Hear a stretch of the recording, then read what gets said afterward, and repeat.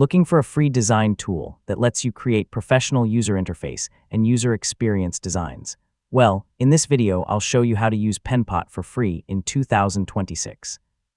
We'll go through the basics, so by the end, you'll be ready to start designing with confidence. To begin, open the Penpot website and sign in with your existing account.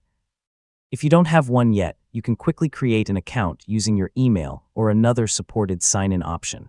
After signing in, you'll arrive at your dashboard.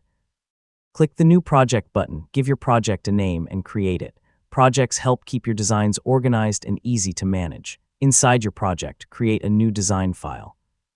This is where you'll build your interface, wireframes, or prototypes. Once the file opens, take a moment to get familiar with the workspace. On the left, you'll find your pages, layers, and assets. In the center is the design canvas where you'll create your layouts. On the right, you'll see the Properties panel, where you can adjust colors, typography, spacing, sizes, and many other settings. Now let's create something simple. Select the Shape tool to add rectangles, circles, or other basic elements. Then use the Text tool to insert headings or labels. You can move, resize, and customize every object using the editing controls. Penpot automatically saves your work in most cases, so you don't have to worry about losing your progress.